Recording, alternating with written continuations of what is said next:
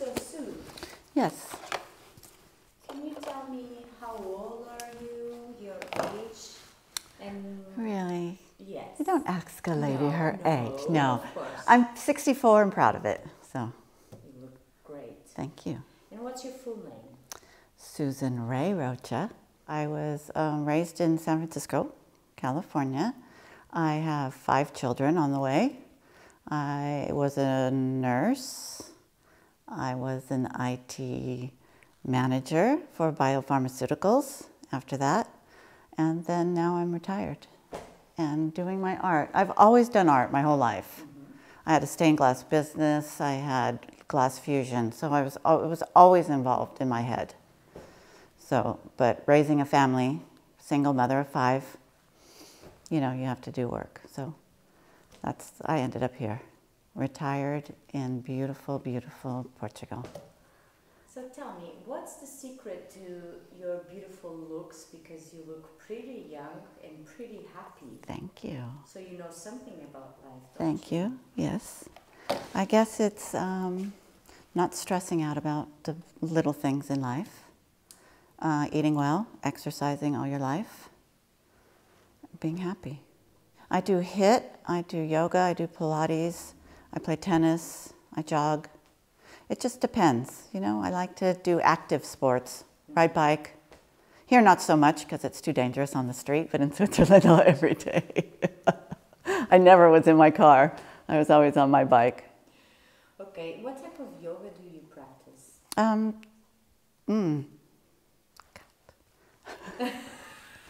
Now you don't need to cut. Maybe you don't know the name. Oh, I do. You know what? I do. I've done Bitram. I say the names wrong. You know, I'll just regular yoga, whatever. Do you do YouTube yoga? I do YouTube yoga. Yeah. Boho beautiful yoga. That's what I do mostly. So you copy what's going on the YouTube and you go along. Yeah, and I go along. I work with Chris. He's the health trainer, and I work with him a lot too, here at the beach. You say that you don't stress with things. Is that a natural talent, or you have to work on it? Well, that's something you always have to work on, right? So I studied Buddhism for many years, and it's just getting into your quiet place and getting into your mindset and just relaxing. And don't let other influences interfere in what's in your heart. But this is my quiet place. This is where I come to get in my head. Everything that's in my head comes out in my art. I really don't know what I'm doing until it just flows. Do you believe we have a destiny? I think you create your destiny through your life and your choices. Is it pre-planned? I don't know. I just go with the flow. Every day is a different experience in a different way. You know, destiny is, I don't know if it's predetermined or not. I don't know. Okay. I just don't know. Barbara, I've always set goals for myself. Okay. So ever since I was young, I would set a goal, achieve that goal. You know, I wanted to be a nurse. I went through nursing school, had kids, worked at night, went to school during the day, studied. I had a lot of energy. And then moving forward, I wanted to be in biopharmaceuticals. So I got a degree in computer science. And then I got a job there. And then I wanted to move internationally after the kids were grown. So I pursued that and got a job in Switzerland. And then I wanted to retire somewhere nice and lovely after that job was over. And we traveled a while to figure out what we were going to do. And we ended up here because it's just so amazing. And the people are amazing. Okay, so in a way, you planned your life. I plan it in certain ways. You know, I don't beat myself up if I don't achieve my goal. You know, you just have to kind of figure out what else to do. I think I manufacture a lot of dopamine. So you know, of course you're sad and you go through sorrow and you go through heartbreak and you go through a lot of things. And then you go in your dark place. But sorrow always comes rebirth, right? Yes. And then when you have your rebirth, then everything's, again, open to you. When I was younger, I lost everything because I lost my job. And you had to start over again. I was basically homeless. And I had to, you know, go, friends help me out and things like that. Heartbreak, you know, there's a lot of heartbreak and a lot of sorrow. I had cancer, so I had to deal with that. But you have to be positive and think that your life was beautiful. So if you have something bad, you have to go deep down, meditate, and hopefully you'll come out on the other end as a rebirth, as it, you know, as everything goes in a cycle. Were you a mother already? Yes, I had 4 children at the time. No, 5. Yeah, I had 5 kids. They were grown except for my daughter. She was, you know, teenager. And then we lived in a little, tiny little trailer at on my girlfriend's property for 4 years until I got back on my feet and got a job and started over again, basically. So for 4 years, did you felt any kind of depression or any? Well, yeah, of course. But I pop out of it quick. You nailed it. I nailed it. You had a good life. Yeah, I did. You have the Oh, I had an results. amazing life. Although you had problems. Yeah, but it's still amazing. Because when I was homeless and not homeless, but you know, I was yes, without a house. My girlfriend's ranch was in the forest. So I had nature around me all the time. So you have to look around you and see the beauty in everything. There's beauty in everything. There's beauty in ugliness. There's beauty in nature. There's beauty, you know, when you have darkness. There's still beauty. You have to just get out there and open your eyes. Then it helps you also, when you have bad times, to recuperate quicker, I think. Mm-hmm. You know, it's just you have a tools. Because you create a memory that that time you had a problem. Exactly. And you fixed it, then it's easier for you. Yeah, exactly. People love to suffer, a lot of times drama, because this is how they were raised. Always negative, feel sorry for yourself, and, you know, put everybody down along with you. Pull it down. But I don't have that. I don't have that chemical imbalance. I just don't. I think a lot of it is a mental health, too. A lot of people have mental health issues now, and they're not getting the right help, or they're not getting the right advice from people. You know, it takes a community to help you get through things, too. It takes your friends, your family, your pets.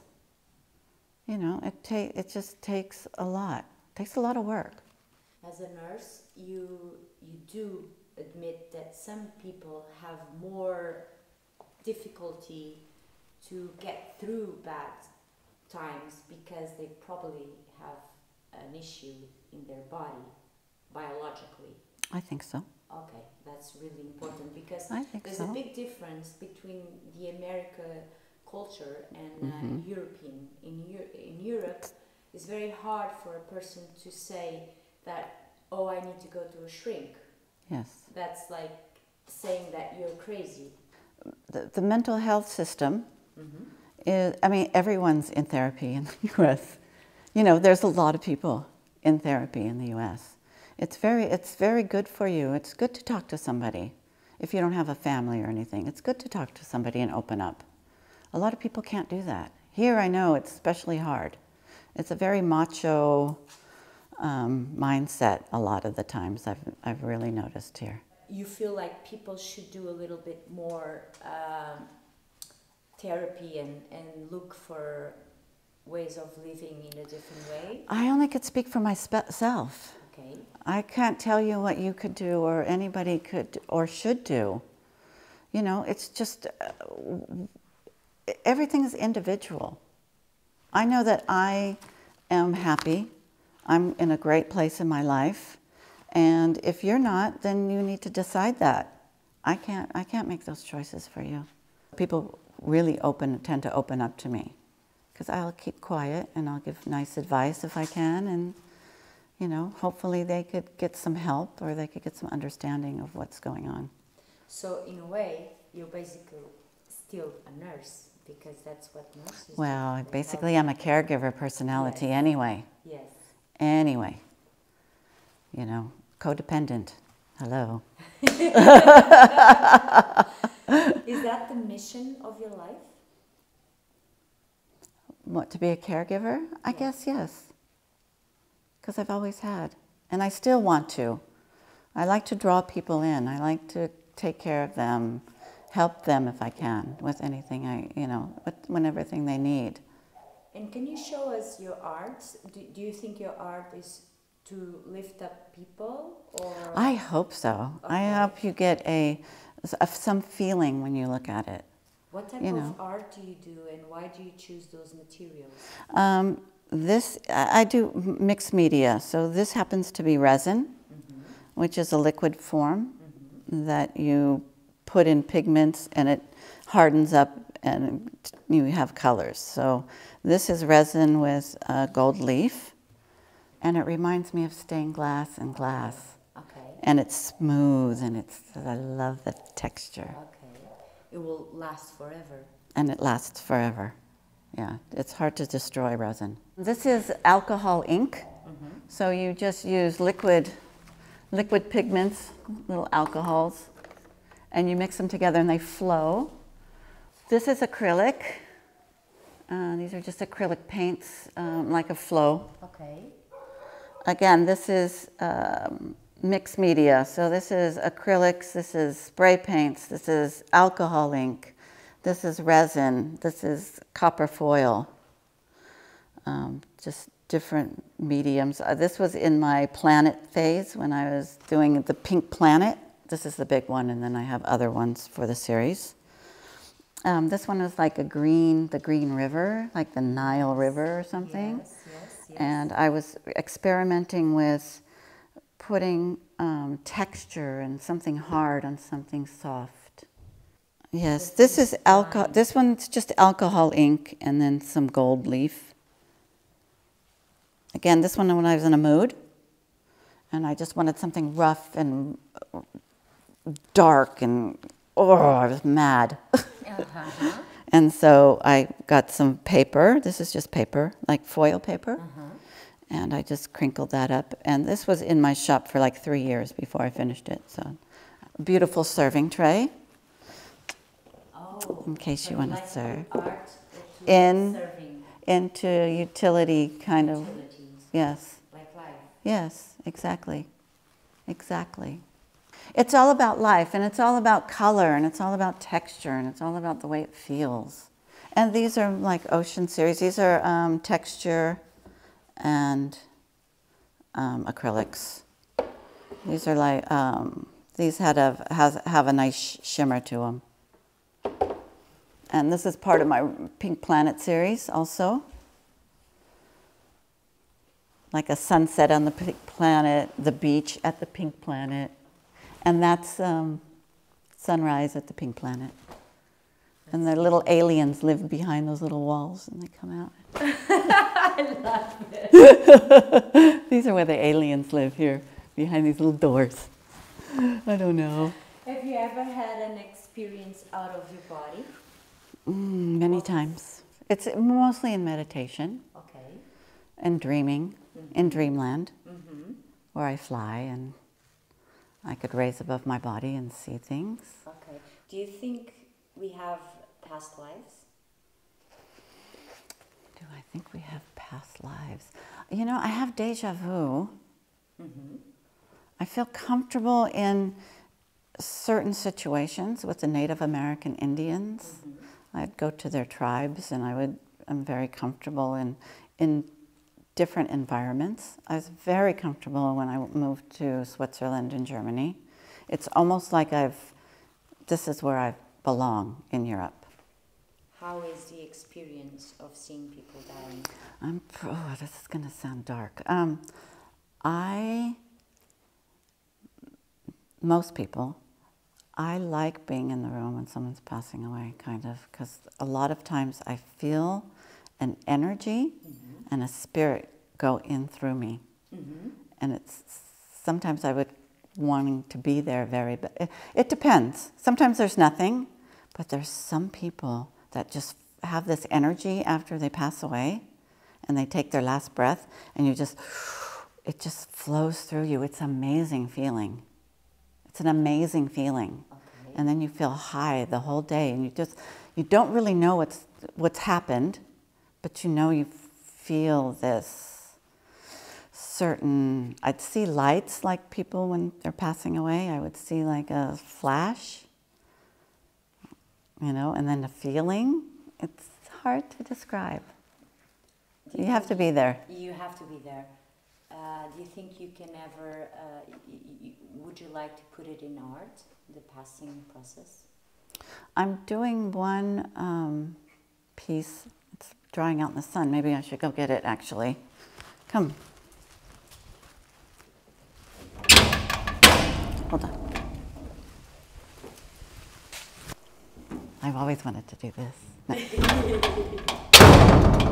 So this actually piece that I'm starting on is I'm going to make a clay mask of a person, put it in the middle, and then, I don't know what else I'm going to do. All I know now from this piece, I'm making a mask. I'll do a clay mask of some kind and put it here, like they're coming out, or, sorrow, and then I'm going to do another piece that will be rebirth. So, do you think the death experience might change your life if you go through it without dying? I think your experience in your life, like I had diagnosed with cancer, what do you think of when you have cancer? You think you're going to die. So you kind of look at your life, and when you survive, then you're thinking, oh, I'm not going to waste another minute. And I think that's my outlook in life also. I think that's why I'm really positive. Because I've already experienced that really place where it's you and there's something really physically wrong with you. It just brought me to a different way of looking at things. What are you going to have? What are you going to bring to the world? Yes. That's going to stay. What do you leave behind? And what do you leave behind? And what's after death? Who knows? We don't know. And what's after death? Yes, no one knows. But we can choose how to live and how to see life. Susan is a bright and positive person, not because life has been easy for her, but because she chose to become that way. Most of us are afraid of dying, but if death knocked on your door and life gave you another opportunity, would you stress less with small things and focus more on living life to its fullest potential?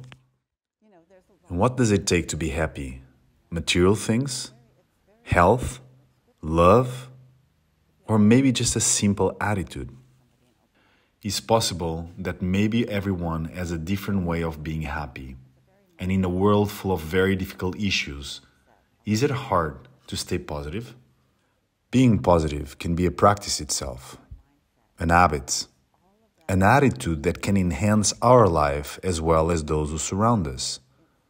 Like Susan said, maybe the community that surrounds us can have a tremendous influence in the outcome of our lives. In the end, what is life really about? I wait till the morning comes. I close my eyes, I feel it come.